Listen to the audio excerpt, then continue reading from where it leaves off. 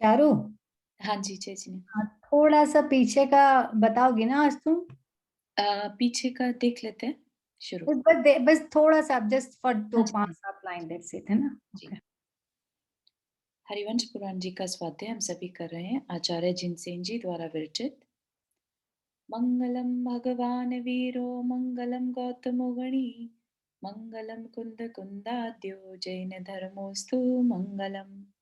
नमो अरिहंताणं नमो सेताणं नमो आयर्याणं नमो उवज्जायाणं नमो लोये सवसाहुणम्।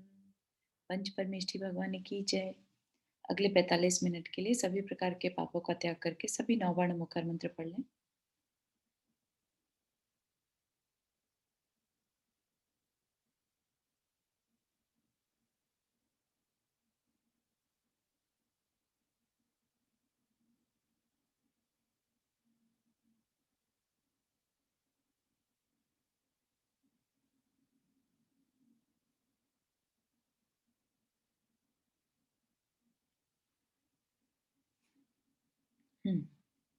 तो हम इसमें देख रहे थे, हमने जीव के बारे में ही जान रहे हैं। गुणस्थान की चर्चा हुई थी, उसके बाद भव्य अभव्य की चर्चा हुई, और फिर हमने जीव का चारों गतियों में वो क्यों घूमता है उसके बारे में जान रहे थे, है ना? तो उसी में ही अ, उनकी कषायों के बारे में भी जाना हमने, कि किस तरह की कषायों से क्या गति हमें मिलती है। ठीक है ना? तो वो हमने लास्ट क्लास में देवों के बारे में देखा था, और उसके बाद अब हम देखने वाले हैं कि अपना कोई भी जीव अपना कल्याण कैसे कर लेता है। ठीक है? तो क्या कह रहे हैं, उसके लिए हमने शुरू किया था ये पंचलब्धियों का प्रकरण, जो यहाँ पर बताया है पंचलब्धियां। तो वो क्या है थोड़ी सी देख लेते हैं। हालांकि ये हमारे पास जैन तत्व विद्या में भी आएगा प्रकरण, ऑलमोस्ट आने वाला है, तो हम वहां भी देख सकते हैं, लेकिन क्योंकि यहाँ पर आया। चारू, ये अधकरण, अपूर्वकरण, अनतिकरण, ये वही है जो हम लोग हाँ जी, करण लब्धि के पार्ट है। मेडिटेशन से पहले करते हैं? हाँ जी हाँ जी हाँ ओ। जी।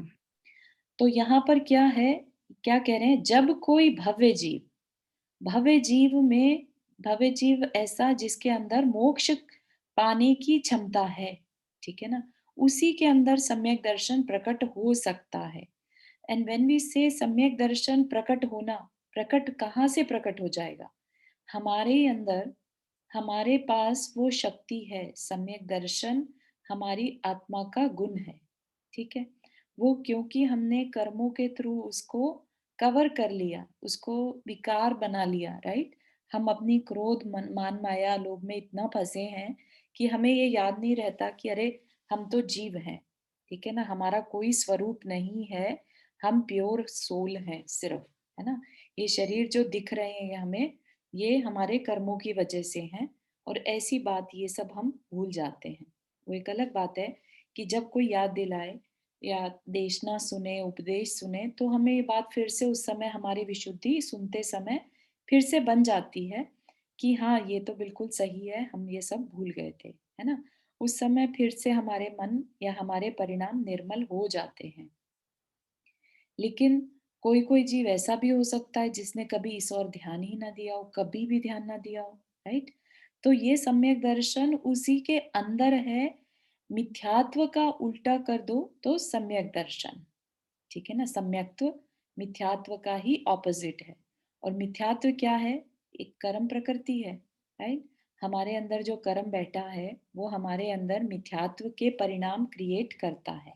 हमारे अंदर दूसरे धर्मों के प्रति श्रद्धान या इंटरेस्ट क्रिएट करना, कि सभी बराबर हैं, हमें वितरागता से क्या लेना, हमारा तो जहाँ काम निकलता है वैसा हमारा बस काम चलना चाहिए, है ना?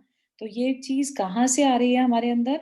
कर्मों की वजह से। मोहनीय कर्म जो है वो हमें इस पर्याय से, इस जो हम अभी हैं बाहर में दिख रहे हैं, उससे इतना राग करा देता है कि हमें फिर अपनी आत्मा का घात हो रहा है ये चिंता नहीं रहती। ठीक है ना? अपना काम सधना चाहिए। कौन सा काम? लौकिक काम। ठीक है ना? हमारा चाहे वो परिवार से रिलेटेड हो, चाहे हमारा धन से रिलेटेड हो, विषयों से रिलेटेड हो, तो बस हमारा काम होना चाहिए, नो मैटर हमारे आत्मा को कितना भी चोट पहुँचे। तो हम ऐसे काम करते हैं, क्यों करते हैं? क्योंकि राग बहुत, बहुत ज़्यादा है, डीप राग की परिणति है। तो लेकिन क्या होता है कि फिर उस जीव को अपना सम्यक्त्व गुण अगर प्रकट करना है, वो कैसे होगा? कर्म, जो मिथ्यात्व कर्म है, उसको हटा के होगा, राइट? तो ये कह सकते हैं कि जब उसे मिथ्यात्व कर्म को हटाना है, जब उसे ये रियलाइज़ हो जाए कि कुछ तो गलत हो रहा है, जो ये दिख रहा है ये सही नहीं है, ये असत्य है, टेम्परेरी है, तो सच क्या है, राइट? तो अंदर में जब ऐसी क्वेरी उठती है कि सही क्या है, सच क्या है, राइट? तो थॉट प्रोसेस चालू होता है, चिंतन, है ना? तो ये कह रहे हैं कि जब कोई भव्य जीव, यहाँ तक सही समझ में आया कि कोई जीव ही ये काम कर सकता है, सम्यक दर्शन को प्रगटा सकता है। कौन कर सकता है? भव्य होना ज़रूरी है उसका, अभव्य नहीं कर सकता। साथ ही साथ एक और चीज़ समझने में आती है, संगी पंचेंद्रिय जीव कर सकता है, जिसमें कि समझने की शक्ति हो, ठीक है? जो असंगी है या पंचेंद्रिय नहीं है, उनको इन चीज़ों से मतलब ही नहीं रहता। उनको कितना भी समझाया जाए, उनको ये बात समझ में नहीं आती, है ना? कि आत्मा का कल्याण मेरे लिए इम्पोर्टेंट है, ये बात उनको नहीं समझ में आती। तो संगी पंचेंद्रिय। तो अब जब उसको ये रियलाइज़ हुआ कि कुछ गलत है, हू एम आई? राइट? तो ये क्या है? लब्धि मतलब होता है अ, उसको मिलना, लाभ होना, राइट? उसके पास ये चीज़ें उसको कलेक्ट हो जाना। या एक तरह से जैसे कहते हैं ना कि अगर हमें हलवा बनाना है, राइट? तो हमें आटा भी चाहिए, हमें घी भी चाहिए, हमें गैस भी जलानी रहती है, ठीक है? तो ये सारी चीज़ें क्या है? लब्धि, ठीक है ना? आटा हमारे लिए लब्धि है, घी हमारे लिए लब्धि है, गैस हमारे लिए लब्धि, तब जाके हमें फाइनल लब्धि क्या है? हलवा बनाना, राइट? तो यहाँ पर हमारे लिए लब्धि क्या है? सम्यक दर्शन होना, तो उसके लिए ये रॉ मटेरियल है। क्या रॉ मटेरियल है यहाँ पर? क्षयोपशम, ये एक प्रोसेस चलता है, ये पाँचों लब्धियाँ होनी ज़रूरी हैं। तो क्षयोपशम में क्या है कि उसके अंदर इतनी बात को समझने की क्षमता होती है, तब जाके वो बात को मतलब सम्यक दर्शन या अपने क्वेस्ट के ऊपर चिंतन कर पाता है, ठीक है? तो शिवोपशम लब्धि बेसिकली कि मैं क्यों क्या हूँ, मैं कुछ सत्य कुछ है, ऐसे क्वेश्चंस का उठना इस शिवोपशम लब्धि, ठीक है? शिवोपशम एक तरह से ज्ञान का शिवोपशम, ठीक है? कि भई हाँ, मुझे समझना है। फिर विशुद्धि लब्धि कि अंदर में अपने परिणाम शांत हुए, क्योंकि अगर हमें कुछ समझना है तो हमें अपने ईगो को कम करना होगा, ठीक है? तो ईगो को कम करेंगे तब जाके हमारे अंदर परिणाम जो होंगे वो डिफरेंट तरह के होंगे। जब हमारे अंदर ईगो होता है तो हम बजाय अपने कल्याण के लिए हम दूसरे में कमियां ढूंढने लगते हैं, ठीक है ना? ईगो क्या करता है? हमें हमारे से दूर करता है, क्योंकि अगर वो हम अपने में डीपली अपने में कनेक्ट होते हैं तो ईगो का एग्जिस्टेंस खत्म हो जाता है, राइट? तो ईगो क्या करता है? हमें बाहर में उलझाए रखता है, बाहर में दूसरों की कमियां दिखाने की कोशिश करता है और अपने से कहता है कि सब बढ़िया, तुम तो बहुत अच्छा कर रहे हो, बाहर में दूसरों को ठीक करना है, ठीक है ना? तो वो जो उसने अभी बात समझी भी है थोड़ी बहुत, तो वो दूसरों को समझाने के लिए समझता है बजाय अपने को समझाने के, ठीक है?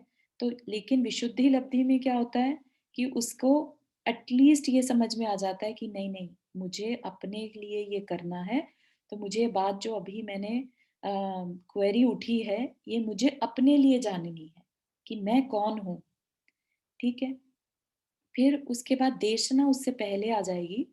देशना लब्धि में क्योंकि हमने जो कुछ भी समझा, ठीक है, जीव के बारे में या अपने गुणों के बारे में, उसका बार-बार चिंतन करना शुरू कर देते हैं और जो देवशास्त्र गुरु ने बात कही और उसी पे गाढ़ श्रद्धान हो जाता है कि हाँ, ये बिल्कुल सही है। ठीक है? तो ये देशना लब्धि, ठीक है, समझ में आ रहा है? क्षयोपशम होगा तभी बात समझ में आएगी। उसके बाद विशुद्धि में हम अपने परिणामों को शांत करते हैं, कषायों को शांत करते हैं। फिर जाके जो देवशास्त्र गुरु ने जो बातें कही हैं, वो हमें और ज़्यादा हम उसको डीपली एनालाइज़ कर पाएँगे। देशना के थ्रू ही हमें तत्वों की जानकारी मिलती है। क्या जीव है और क्या अजीब है, राइट? तो ये हमें देशना से पता चलता है। फिर प्रायोग्य लब्धि क्या होता है कि जब फाइनली हमें वो बात आत्मसात हो जाती है, मतलब उसे हम हार्ट में बिल्कुल एक्सेप्ट कर लेते हैं, एक्सेप्टेंस लेवल आ जाता है। ये समझ लीजिए कि जैसे हार्ट एकदम से ओपन हो जाए, ठीक है? ऐसा जो साइंटिफिक लैंग्वेज में अगर हम बात कहें, तो हार्ट की इतनी पावर है कि अगर हमारा हृदय परिवर्तन हो जाए, तो हम अपनी लाइफ को चेंज कर पाते हैं, ठीक है ना? फिर परिस्थिति हमारा कुछ बिगाड़ नहीं सकती।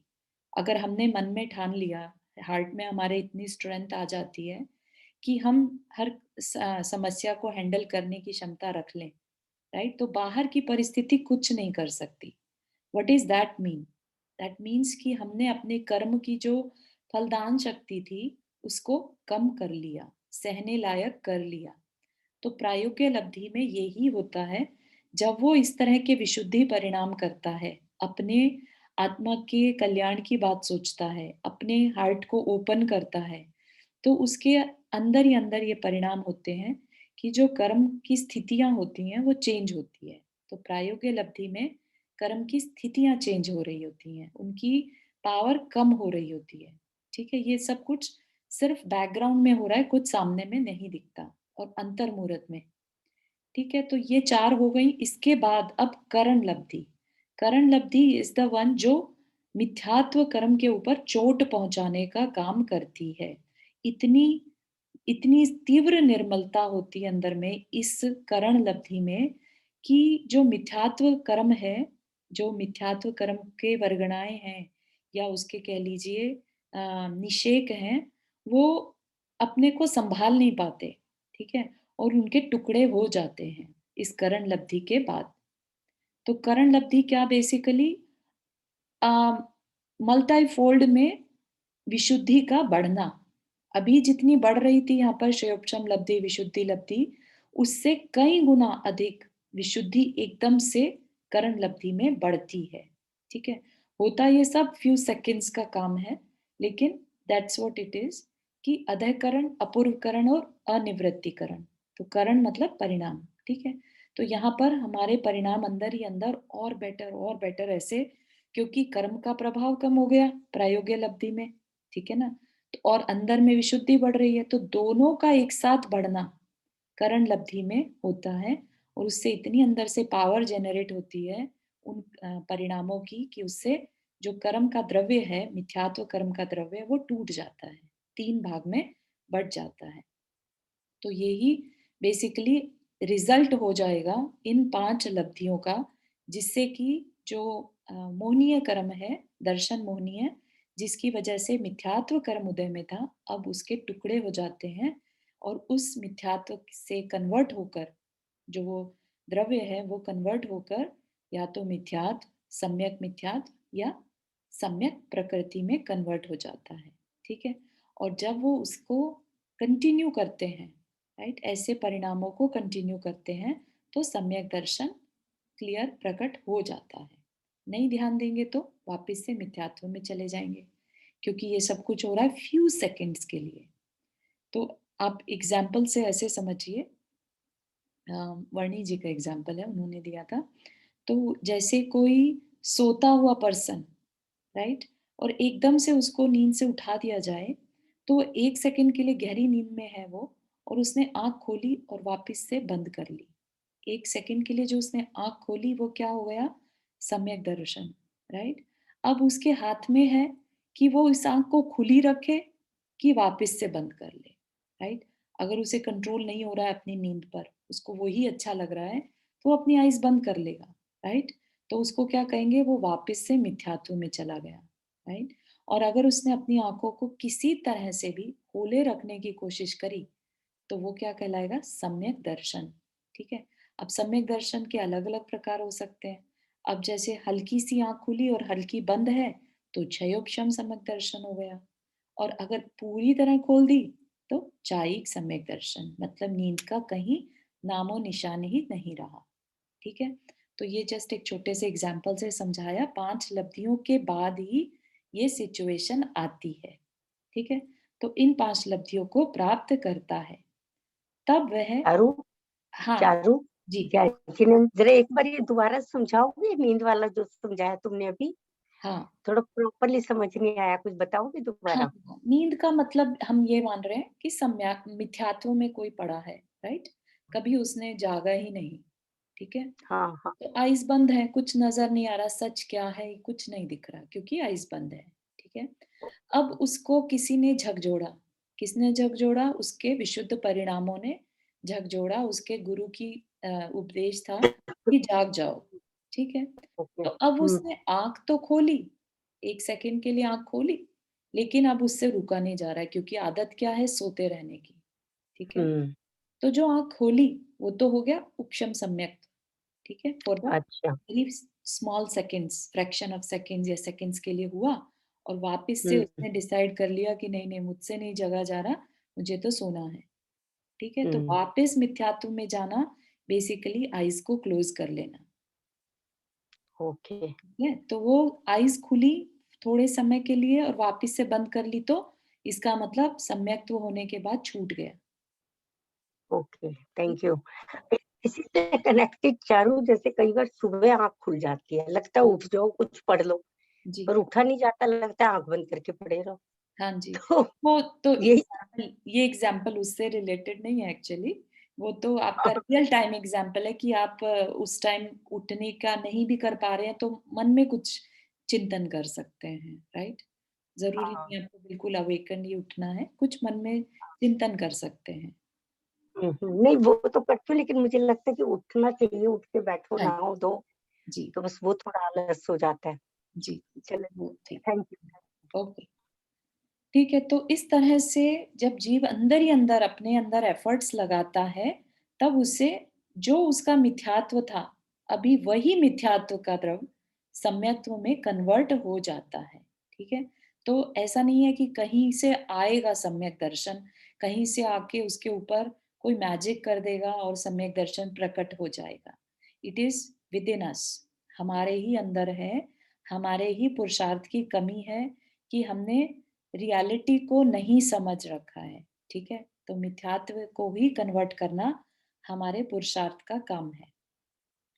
तब वह आत्म विशुद्धि के अनुसार मतलब कि कैसी उसकी उसके जो रिजल्ट्स हैं, उसके जो परिणाम हैं, राइट? उसके जो इमोशंस हैं, वो उनकी कैटेगरी के हिसाब से कि कितने प्योर हैं वो विशुद्धि परिणाम, उसके हिसाब से दर्शन मोहनीय कर्म का उपशम, क्षयोपशम अथवा क्षय कर सर्वप्रथम औपशमिक, फिर क्षयोपशमिक और तदनंतर क्रम से क्षायिक सम्यक उत्पन्न कर उसका अनुभव करता है। हाँ, उमा जी आपने हाथ रेज़ किया? आप म्यूट पे हैं। हुँ। तो उपशम क्या हुआ? एक बार को कर्म को दबा देना। क्षयोपशम उसका किसी प्रकृति का क्षय और किसी का उपशम करके जो काम हो, वो क्षयोपशम। अथवा क्षय, उस कर्म प्रकृति को पूरी तरह खत्म कर दिया। तो मिथ्यात्व कर्म का बिल्कुल नाश कर दिया, तो क्षयिक सम्यक दर्शन हो जाता है। ये बोल रहे हैं ना, क्षयिक सम्यक्त्व उत्पन्न कर उसका अनुभव करता है। तो अनुभव में आता है वो चीज़, क्योंकि जब श्रद्धान हो जाता है, तो जो एक अंदर में लाइटनेस फ़ील होती है, ठीक है ना? एक मिथ्यात्व का बोझ रहता है, वो हटने से अंदर में एक लाइटनेस फ़ील होती है, तो उसको वो अनुभव करता है, ठीक है? हाँ, हाँ, भूमिका आपने हाथ रेज़ किया? जय चारू चारू, यहाँ पर ये क्वेश्चन है कि जो आपने 5 लब्धियां बताई हुँ, हुँ। जो सम्यक दर्शन के लिए होती हैं, हाँ, हाँ। तो उस वो तीनों सम्यक दर्शन के लिए काम करती हैं कि कई लब्धियां औपशमिक सम्यक दर्शन के लिए काम करेंगी, कई शैऔपशमिक के लिए काम करेंगी, और फिर जब करण लब्धि पूरी हो जाएगी तब शायद सम्यक दर्शन की बात होगी। तो ऐसा होता है क्या कि हुँ। आधी आधी मतलब हाँ, मतलब ऐसा जैसे नहीं आपने है बताया। हाँ, ऐसा नहीं है, पाँचों ही चाहिए उपशम के लिए। ठीक है? पाँचों का होना हाँ। ज़रूरी है। वो एक अलग बात है कि जब इन फ्यूचर कभी छायोपशमिक करेगा तो उसको करण लब्धि नहीं भी हो तो भी हो जाएगा, जरूरी नहीं है। लेकिन राइट। उपशम सम्यक जब चाहिए तब पांचों का होना जरूरी है। उपशम के लिए पांचों का होना जरूरी है। हाँ, उपशम इज लाइक मिथ्यात्व के टुकड़े करना है ना, तो पावर बहुत हाँ, ज्यादा चाहिए। तो वो कितने टाइम के लिए होता है मिनिमम? बहुत छोटा समय है, अंतर मुहूर्त कहते हैं उसको। वैसे आप मान सकते हैं कुछ समय के लिए, समय मतलब बहुत छोटी इकाई है, राइट। बहुत कम समय हाँ, के लिए उपशम होता है। ठीक है, थैंक यू। नंदा जी आपने हाथ रेज की। चारों छाई के लिए भी चाहिएगी ना पांचों? छाई के लिए पांचों नहीं चाहिए रहती है एक्चुअली, जहां तक मैंने पढ़ा है चारों में, चारों से हो जाता है ये चीज, चार लब्धियां। इस करण लब्धि अद्भुत, पहली उपशम के लिए जरूरी रहती है। हाँ उपशम के लिए, पर अपूर्व करण और ये जानवर्ती करण है, हाँ, ये तो ये इससे तो मतलब शाही के लिए ये तीन मस्ट है ना? फिर से जरूरी है क्या? हाँ, हो सकता है एक्चुअली, इतना वो मुझे याद मस्ट है नहीं इसके रहता है। लिए। हाँ, और अपन इसको थोड़ा सरल करने के लिए ये भी बोल सकते हैं ना कि ये निमित्त भी हो सकते हैं आधा उसके सम्यक दर्शन के, अ, निमित्त बोल सकते हैं क्या? निमित्त पांच लब्धियां निमित्त नहीं, आई डोंट नो। निमित्त तो नहीं कह सकते। निमित्त इनको पाने के लिए निमित्त हो सकता है कुछ, जैसे गुरु निमित्त हो सकते हैं देशना लब्धि के लिए, है ना। चयोपशम हमारा कोई हमें गाइडेंस दे सकता है तो वो निमित्त हो सकते हैं। ये सब क्या है, एक तरह से हमें हमारे ही परिणाम है ये, ठीक है। किस तरह के स्पेशल परिणाम होंगे वो उनको नाम दे दिया यहाँ पर, ठीक है। हमें करना पड़ता है ये सब, ठीक है। यार मेरा क्वेश्चन ये था कि हम प्रयत्न करते हैं कभी कभी मतलब, और अगर हमारा ये उपशम होता है तो ये इतनी छोटी देर के लिए हुआ है तो इससे फायदा क्या होगा? इससे फायदा क्या होगा छोटी सी देर में होने हाँ, की वजह से इसमें इसका क्या फायदा है? इवन दो बहुत छोटा समय है, लेकिन ये हमारे मोक्ष जाने को पक्का कर देता है। इतना बड़ा फायदा है इस चीज से, ठीक है। क्योंकि ये जो प्रायोग्य लब्धि हुई ना, इसमें हमारे कर्मों की स्थिति कम हो जाती है, ठीक है ना। तो उसकी वजह से हमारा मोक्ष जाना कंफर्म हो जाता है, अदरवाइज अनंत काल तक घूमते रहेंगे, ये पक्का है, ठीक है ना। तो इसलिए नो मैटर व्हाट अपने को इसके लिए कोशिश करते रहना चाहिए, ठीक है ना। तो जिस समय मतलब मंदिर में होते हैं या मेडिटेशन कर रहे होते हैं तो उस समय तो भाव बहुत शांत होते हैं, तो क्या मतलब कुछ भी हम नहीं सोच रहे हैं या, तो क्या हाँ, हम अपने खाली उस सोचने समय? से नहीं, लेकिन अपने को तत्व दृष्टि अगर हमारी आ रही है, ठीक है, तत्व दृष्टि आ रही है तो कह सकते हैं कि हाँ सम्यक दर्शन की प्राप्ति हो रही है, उससे। इसका क्या मतलब, तत्व दृष्टि का क्या तत्व मतलब? दृष्टि का मतलब होता है कि जीव, जो जीव अजीव हर चीज जो है, एक उसी जो जैसी फॉर्म है वैसी दिखने लगे, राइट। बजाय इस चीज के कि हमें जो अभी ये शरीर में हमने नाम दे रखे हैं, राइट, हमने अभी की पर्याय को ही फाइनल मान रखा है, राइट। तो हमें ये टेम्परेरी दिखने लगे और जो परमानेंट है वो परमानेंट दिखने लगे, ऐसा, ठीक है। तो क्लैरिटी मतलब अपने अंडरस्टैंडिंग में क्लियर आने लगे, तब जाके कह सकते हैं कि ये सम्यक दर्शन की भूमिका बन रही है। तो मतलब अगर आप मेडिटेशन कर रहे हैं तो मतलब एक आपका शरीर है, आपको आत्मा के दर्शन होने लगे, इसका क्या ये मतलब आत्मा है? के दर्शन तो नहीं हो सकते इस क्योंकि वो तो दिखाई नहीं देती, हाँ कुछ जी, है ही हाँ नहीं। जी, आत्मा महसूस में आती है, लेकिन आत्मा को हम मान के चल सकते हैं, राइट।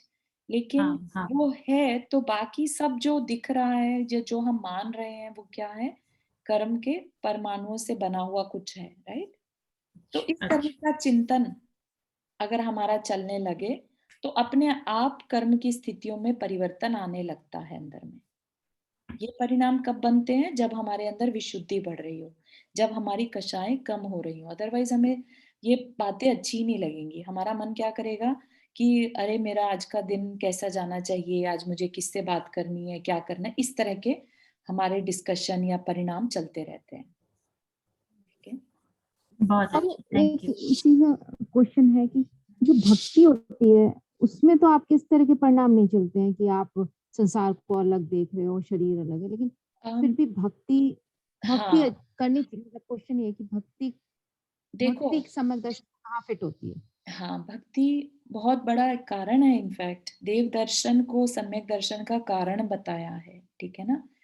जिन प्रतिमा के दर्शन से सम्यक दर्शन पॉसिबल है, तो इसका क्या मतलब है कि इतनी भक्ति कि भगवान जो है रियल फॉर्म, मतलब भगवान का वास्तविक स्वरूप क्या है, वो अगर ध्यान में आ जाए, तो फिर ये ध्यान में आता है कि जो भगवान का वास्तविक स्वरूप है वही तो मेरा वास्तविक स्वरूप है।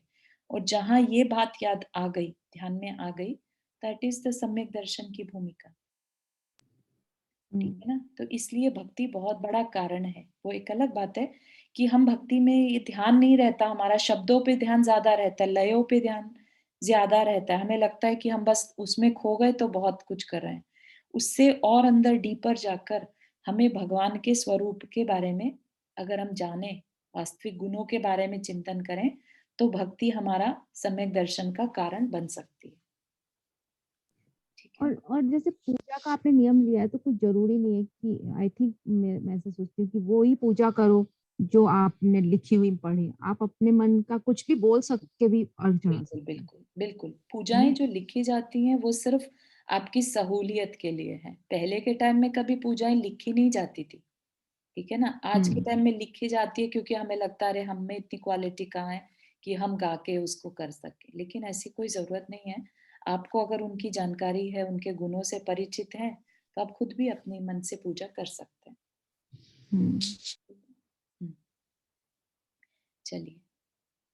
सम्यक तो प्राप्त करने के बाद कितने ही भव चारू जी, हाँ जी। चारू जी, एक सेकंड, ये मेरे को एक बार फिर से एक बार समझाइए नहीं, कैसे क्षयोपशम हुआ, फिर शुद्धि प्रायोग्य कैसे हुआ, फिर कैसे उसने देशना हाँ, करके।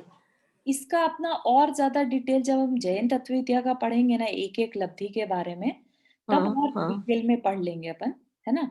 क्योंकि हम्म, यहाँ पर समझेंगे तो अपना पुराण का विषय कंफ्यूज हो रहा है कि बार बार सकते हाँ सब प्रयोग किया, फिर उसने देशना होगी, उसने सुना, फिर उसको कैसे हुआ, उसने मतलब चेंज कैसे किया है सब।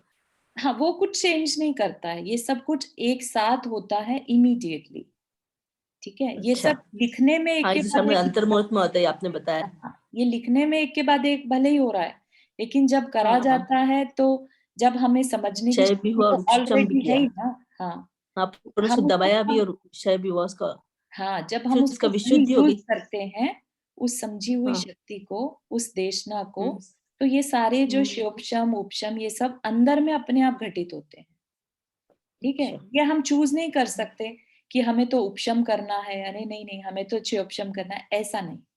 हमारे जैसे परिणाम हो रहे हैं वो अपने आप डिसाइड हो जाता है, ठीक है। ये हम क्या कर सकते हैं, हम सिर्फ प्रायोगिक क्या परिणाम। हुआ, फिर विशुद्धि तो हो गई, जैसे अपन ने क्षय करके उसका दबा दिया, जी, तो प्रायोग्य उसकी में क्या विशुद्धि हो होता गई। है, कर्म की जो स्थिति है कर्मों की, वो हाँ कम हो जाती है। हाँ। 70 कोड़ा कोड़ी सागर से घट के अंतः कोटि कोटि सागर, अच्छा, इतनी अपने आप कम हो जाती है। विशुद्धि का प्रभाव से वो कर्म की स्थिति कम हो जाती है, हाँ हाँ हाँ। ठीक है। तो ये सब कुछ बैकग्राउंड में हो रहा होता है। और जब अपने सुना उसको अपन वापस अपने अंदर उसको सिर्फ ध्यान अपना करें। काम क्या है यहाँ पर, करना क्या है, हमें चिंतन करना है, ठीक है। दैट्स अच्छा, ऑल। हाँ। ओके, हम्म, थैंक। चलिए। सम्यक प्राप्त करने के बाद, मतलब कि ये जो प्रोसेस था लब्धि वाला, सम्यक प्राप्त करने के बाद कितने ही भव्य जीव चारित्र मोह के क्षयोपशम से, चारित्र मोह क्या करता है, कषायों वाला, है ना। चारित्र मोह क्रोध मान माया लोभ जो हमारे अंदर विकार पैदा करता है, उसके क्षयोपशम से, उसके दबने से, राइट, उसके कुछ देर के लिए दबने से जो चारित्र मिला, राइट, जो हमारी कषाएं कम हुई, उससे जो हमारे परिणाम हुए, उनके बेस पर कर्मों का क्षय करते हैं। क्योंकि ये कषाएं ही हमें नियम व्रत नहीं लेने देती, हमें मुनि नहीं बनने देती, राइट। तो क्या कह रहे हैं, चारित्र प्राप्त कर कर्मों का क्षय करते हैं, है ना। मुनि कर सकते कर्मों का क्षय, करेक्ट। मुनि कर्मों का क्षय करते हैं, तदनंतर निर्वाण को प्राप्त कर अनंत सुख, अनंत ज्ञान, अनंत दर्शन और अनंत वीर्य से युक्त होते हुए मोक्ष में निवास करते हैं। ये चार क्या है? घातिया कर्मों की वजह से जो चार गुण हमारे प्रकट हो जाते हैं, पहले उनको प्राप्त करते हैं और उसके बाद बाकी चार को नाश करते हुए मोक्ष में निवास करते हैं। मोक्ष में निवास मतलब मोक्ष इज अ स्टेट, राइट? तो उस स्टेट, लिबरेशन की स्टेट में निवास करते हैं। जो भव्य जीव चारित्र मोह की अत्यंत प्रबलता से चारित्र नहीं धारण कर पाते, तो क्या कह रहे हैं? चारित्र मोहनीय की अत्यंत प्रबलता, प्रबलता मतलब कि बहुत तीव्र कर्म का उदय चल रहा है, हमारे कषायों का उदय इतना तेज है कि हम ये माने कि हमसे बिना कंबल के नहीं रहा जाता, राइट? या बिना चप्पल के हमसे चप्पल छोड़ी नहीं जाती, या हमसे हीटेड घर की बजाय हमें कहें कि हम नॉन हीटेड में रह लें, नहीं। हमारे अंदर क्या है वो प्रॉब्लम, किसकी वजह से हम नहीं कर पाते जो कि एक साधु कर पाता है? चारित्र मोह की अत्यंत प्रबलता के कारण, ठीक है? तो हमसे चारित्र नहीं धारण हो पाता, हमसे चीजों का त्याग नहीं हो पाता, ठीक है? तो क्या होगा फिर हमारे जैसों का क्या होगा? वे निश्चल सम्यक्त्व के प्रभाव से ही देव आयु का बंध कर लेते हैं।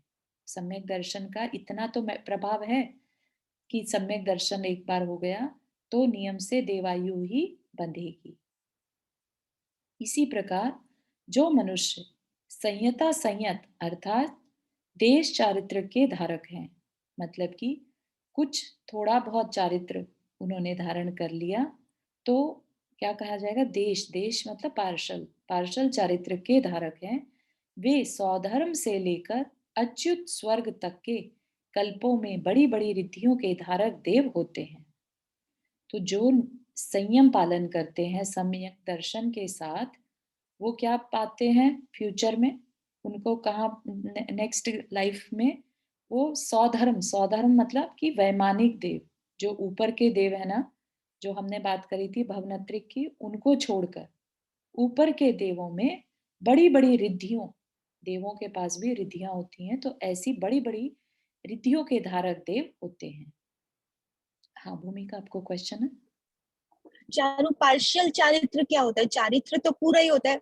अगर आप मुनि दीक्षा लेते हो तो वो तो पूरा ही चारित्र पालन करना पड़ेगा, तो पार्शियल चारित्र से आपका क्या मतलब? हाँ हाँ हाँ, यहाँ पर हमने जब गुणस्थान पढ़े थे ना, तब जो सम्यक दृष्टि, असंयत सम्यक दृष्टि, चौथे गुणस्थान के बाद संयता संयत, संयत भी है और असंयत भी, मतलब थोड़ा सा उसमें संयम है और थोड़ा असंयम भी है, तो यानी कि देशव्रती, जो हम कहते हैं ना प्रतिमाधारी, है ना, हाँ तो जी, वो क्या कहलाते हैं? वो संयता संयत, उनको देश हाँ चाहिए, देश मतलब पार्शल, अभी वो मुनि भी नहीं है और वो पूरी तरह से गृहस्थ भी नहीं है, ठीक है, ठीक है। इसलिए उनको और देश। एक और क्वेश्चन है, हम्म, हाँ, तो जब मुनि दीक्षा ले ली और अगर चारित्र में हल्का सा दोष आया, हम्म, प्रायश्चित भी किया, तब तब क्या रहता है स्थिति?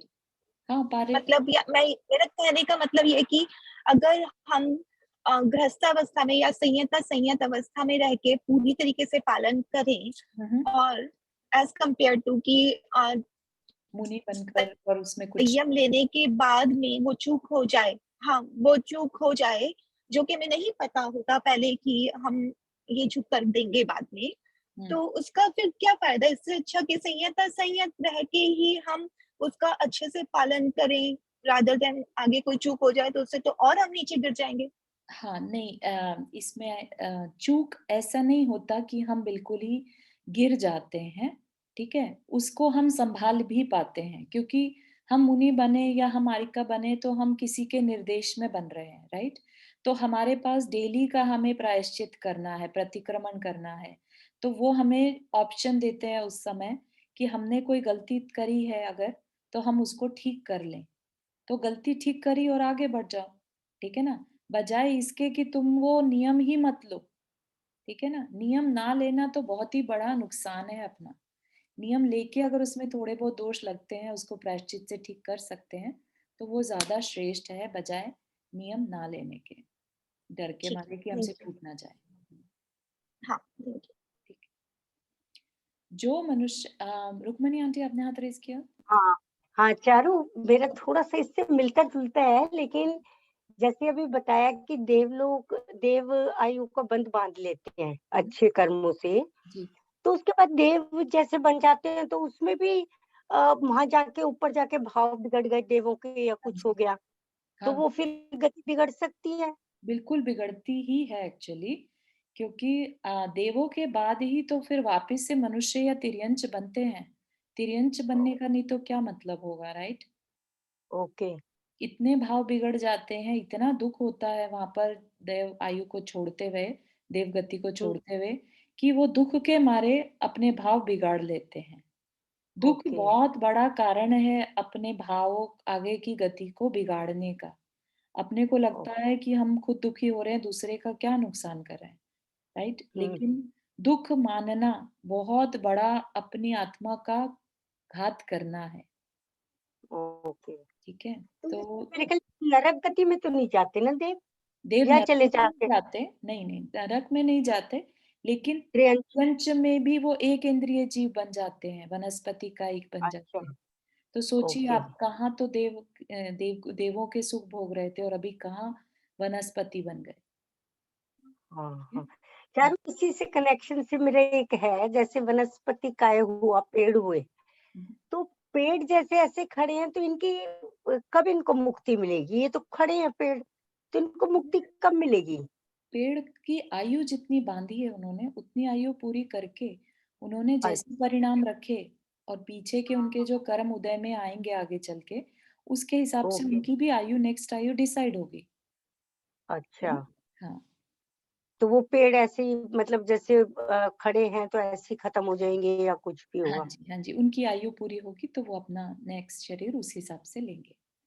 कि कई बार पेड़ों को देखे ना, बहुत लगता है कि ये कैसे चलिए, ठीक है, ओके, थैंक यू। जो मनुष्य सराग संयम से श्रेष्ठ तथा निर्दोष संयम के धारक हैं, उनमें से कितने ही कल्पवासी देव होते हैं और कितने ही कल्पातीत देव। मतलब क्या? कि संयम से श्रेष्ठ, सराग संयम मतलब भी वीतराग तो नहीं है, लेकिन सराग संयम, राग सहित संयम से श्रेष्ठ तथा निर्दोष संयम के धारक हैं। ठीक है, जो अभी मुनि की बात कर रहे थे, ऐसे मुनियों का क्या होगा? उनमें से कितने ही कल्पवासी देव होते हैं। कल्प क्या होता है अभी बताने वाले हैं। कल्पवासी देव और कितने ही कल्पातीत देव होते हैं। ठीक है, वो आगे चलकर ऐसे देवों में बनते हैं। नव ग्रवेक, नव अनुदिश तथा पंच अनुत्तर विमानों में रहने वाले देव कल्पातीत कहलाते हैं। तो कल्प क्या होता है? जैसे एक राजा का महल में आपने व्यवस्था देखी होगी, या पार्लियामेंट वाली सभा में हम देखते हैं, राइट? कुछ पद रहते हैं, जैसे एक राजा है, उसका मंत्री है, उसके पुरोहित हैं, उसकी सेना है, उसके रक्षक हैं, राइट?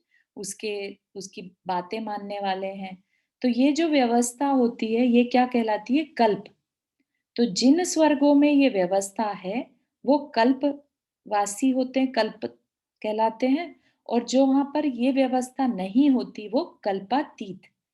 कल्प अतीत मतलब, अतीत मतलब ना होना, तो कल्पातीत। ठीक है, जहां पर ये कल्प व्यवस्था नहीं है, वो कल्पातीत। ठीक है, तो कैसी व्यवस्था नहीं है? कि वहां पर कोई किसी का ऑर्डर मानेगा, कोई किसी का मंत्री होगा या प्रतीन्द्र होगा, या अम, आभियोग्य जाति, ये जो कन्वर्ट हो जाते हैं किसी के कहने पर, ऐसा कुछ भी नहीं। सबके सब अ, अपने आप में इंद्र होते हैं वहां पर। कल्पातीत में क्या होता है? सबके सब इंद्र होते हैं। और कल्पवासी में 1 से 16 तक में ऐसी कल्प की व्यवस्था रहती है। ठीक है, तो ये कल्पातीत मानिएगा। हाँ, प्राची थी, आप कुछ कह रहे हैं? मेरा ये क्वेश्चन है कि यहाँ पे जो पहली लाइन है ना, जो मनुष्य सराग संयम से श्रेष्ठ और निर्दोष संयम के धारक होते हैं, हाँ तो नवग्रह नवानुदेश में मतलब छठवें सातवें नॉनवर्ड ही जा पाते हैं that's it, हाँ, right? छठे साथ नहीं में नहीं, छठवें सातवें नहीं, मतलब मुनि लोग जाते हैं मुनि जिनका संयम अच्छे वो से संयम समय पालन कर रहे हैं, वो ही जा हाँ सकते हैं, है ना? हाँ, तो मतलब निर्ग्रंथ होना जरूरी है। निर्ग्रंथ साधु जा सकते, यस, बिल्कुल सही। Only। वैसे मान लो दूसरे धर्म के बहुत उच्च साधु हैं, हाँ। मान लो उन्हें बहुत अच्छे काम कर रहे हैं, मदर टेरेसा का, हाँ, हाँ, तो वो लोग नहीं जा सकते वैसे। वो नहीं जा सकते, यहाँ पर साधु ही जा सकते हैं। नवग्रवेक तक मिथ्या दृष्टि जा सकता है, लेकिन बाहर से उसका लिंग साधु का ही, दिगंबर साधु ही होना चाहिए। ठीक। कल्पवासी देव इंद्र आदि के भेद से अनेक प्रकार के हैं, और कल्पातीत देव केवल अहमिंद्र कहलाते हैं, उनमें भेद नहीं होता। ठीक है, तो अभी बता दिया। कल्पवासी में इंद्र आदि, आदि में सबको लेना, इंद्र, प्रतींद्र, है ना, सामानिक, लोकपाल, इस तरह की उनकी जो व्यवस्था होती है, जो सैनिक आदि होते हैं उनकी भी रक्षा करने वाले, सारा परिवार बेसिकली, तो वो भेद से अनेक प्रकार के हैं। और कल्पातीत में सभी इंद्र, तो अहम इंद्र मतलब सभी इंद्र हैं, ठीक है, उनमें भेद नहीं होता। इन सभी ने सन्मार्ग में चलकर जो उत्तम तप किया था, वे देवगति में उसके फलस्वरूप सुख का उपभोग करते हैं। ठीक है, जो तप करा, तप के कारण उनको उत्तम सुख मिला, उसको वो भोगते हैं। सौधर्म ईशान स्वर्ग में देवों की आयु कुछ अधिक 2 सागर। तो सौधर्म ईशान जो है वो पहला स्वर्ग, हमने ये नाम बहुत सुनते हैं ना, सौधर्म इंद्र बनना पंच कल्याणकों में, है ना। सौधर्म इंद्र जो है वो बालक को लेके जाता है पांडुकशिला पर, है ना। तो वैसा सौधर्म ईशान से स्टार्टिंग होती है, पहला और दूसरा स्वर्ग। सौधर्म ईशान स्वर्गों में देवों की आयु कुछ अधिक 2 सागर। सागर सबको समझ में आता है कितना बड़ा समय है, ठीक है ना। सानत कुमार महेंद्र स्वर्ग में कुछ अधिक 7 सागर। ये कुछ अधिक वर्ड जो है, ये क्या होता है कि बांधी थी आयु बड़े ऊंचे, इससे let's say for example Saudharma Ishan से ऊपर के स्वर्ग की आयु बांधी थी, लेकिन परिणाम खराब करने से नीचे आ गए, सौधर्म ईशान के स्वर्ग के देव बन गए, तो इसमें 2 सागर से कुछ अधिक की आयु बंधती है। ठीक है, ऐसे ही सानत महेंद्र में कुछ अधिक 7 सागर, ब्रह्मोत्तर स्वर्ग में कुछ अधिक 10 सागर। ठीक है, लांतव कापिष्ट स्वर्ग में कुछ अधिक 14 सागर। जितना जितना ऊपर जा रहे हैं उतनी उतनी आयु बढ़ती जा रही है। ठीक है, तो क्या मतलब हुआ, जितना जितना ऊपर जा रहे हैं, इसका मतलब तप ज्यादा किया, तप ज्यादा किया तो सुख आगे चल के ज्यादा मिल रहा है। ठीक है ना, स्थिति क्या हो गया ना, कर्मों की, सुख देने वाले कर्मों को की स्थिति जो है वो ज्यादा बांध ली। ठीक है, इस तरह समझना, और ऊपर ऊपर आयु जो है बढ़ती जा रही है। चारू, जो स्त्रियां होती हैं वो मैक्सिमम 16वें स्वर्ग तक जा सकती हैं। हाँ, सही है। शुक्र महाशुक्र स्वर्ग में कुछ अधिक 16 सागर, शतार सहस्त्रार में कुछ अधिक 18 सागर, आनत प्राणत स्वर्ग में 20 सागर, और आरण अच्युत स्वर्ग में 22 सागर प्रमाण आयु है। तो आरण अच्युत क्या है, 15वां 16वां स्वर्ग। ठीक है, इसमें टोटल कितनी, 22 सागर प्रमाण आयु। अब स्वर्ग कितने हैं, 16 के ऊपर भी स्वर्ग हैं, राइट, उनको क्या कहते हैं, कल्पातीत। अब वहां पर कोई और तरह के देव नहीं होंगे, सिर्फ इंद्र होंगे। कहाँ कहाँ, नवग्रवेक, 9 अनुदिश और 5 अनुत्तर, इनमें सब इंद्र होंगे। तो उनमें उम्र जो है, एज जो है वो और ज्यादा। नवग्रवेक में एक एक सागर बढ़ती हुई आयु है, अर्थात प्रथम ग्रवेक में 22 सागर की आयु, और आगे के ग्रवेकों में एक एक सागर की आयु बढ़ती हुई 9वें ग्रवेक में 31 सागर की आयु हो जाती है। पूर्व पूर्व स्वर्गों की जो उत्कृष्ट स्थिति है, वही एक समय अधिक होने पर आगे आगे के स्वर्गों की जघन्य स्थिति होती है। एक एक समय मतलब एक क्षण के लिए भी एक्स्ट्रा होगा तो वो अगले स्वर्ग में जघन्य आयु बन जाएगी। जघन्य मतलब लोएस्ट, शॉर्टेस्ट। ठीक है। चारों आरण अच्युत की 22 है तो नवग्रह के पहले की 23 होगी ना। प्रथम ग्रहवेक में 22 सागर की आयु है। 22 31 23 तक 24 जाएंगे। हाँ, 23, 24, 25, 26, 27, 28, 29, 30, 31, यस। तो 23 होना चाहिए था यहाँ ना। हाँ 23 की होगी। ठीक है। ठीक है। तो इस तरह से उनकी जगन्य स्थिति। नव अनुदिशों में 32 सागर प्रमाण उत्कृष्ट स्थिति है और एक समय अधिक 31 सागर जघन्य स्थिति है। तो जो यहाँ पर हमने नौ ग्रहवेक में 31 सागर देखी थी, तो उसमें एक समय और जोड़ दिया तो वो वहां की जघन्य स्थिति बन गई। और उत्कृष्ट कितनी? 32 सागर, मतलब 31 में एक और जोड़ दिया तो 32 सागर। ठीक है। और फिर पंच अनुत्तर में 33 सागर। ठीक है। तो यहीं तक रखते हैं आज के लिए। किसी को कोई दीदी मुझे बस एक चीज समझ नहीं आई, नव अनुदिश कैसे बोला? 9 ग्रैविक 5 अनुत्तर 5 अनुदिश होते हैं, मैं कुछ गलत बोल रही हूँ क्या? 9 ग्रैविक, ठीक है, 9 हाँ। अनुदिश और 5 अनुत्तर। ओके ओके, 9 अनुदिश है। ओके ठीक है। ठीक है। और किसी को कोई प्रश्न? हाँ, चारू जी। ये जो अभी किसी ने बोला जैसे कि स्त्रियां 16वें स्वर्ग तक जाती हैं, अभी तुमने भी बताया, तो इसमें क्या सब स्त्री है? जैसे अब आर्य का माता वगैरह बनी हुई है ये लोग, जैसे सीता जी भी गई थी स्वर्ग में, हाँ, तो ये लोग आर्य का माता वगैरह तो बनना पड़ता होगा ना पहले, ऐसे तो सिंपल स्त्री तो नहीं जा सकती नहीं होगी नहीं, ना? बिल्कुल भी नहीं। ये तो जितना भी हम जान रहे हैं देवों में जाने के जो कारण है, उनमें हाँ। संयम सबसे बड़ा कारण है। हम्म। ठीक है ना। सम्यक तो कारण है, संयम कारण है, दो कारण मेन है। सीता जी कौन से स्वर्ग तक चली गई थी? अच्युत स्वर्ग में, प्रतीन्द्र है। अच्छा, प्रतीन्द्र। तो अब वो भी कुछ बनेंगे आगे? कुछ बताया कि वो कुछ बनेंगी ऐसे, या कहीं पढ़ा हो? रावण के वो पहला गंधर्व जो होंगे वो सीता जी ओह जी हाँ होंगे। हाँ, okay okay okay, thank you. ठीक है। और किसी को कोई question before we end the class? मेरे को एक क्वेश्चन था, वो इससे रिलेटेड नहीं है।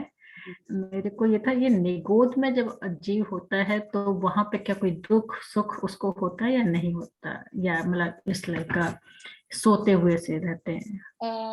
जो वेदन है वो तो होता ही है, वो अलग बात है कि उनका बहुत माइन्यूट लेवल पे होता है।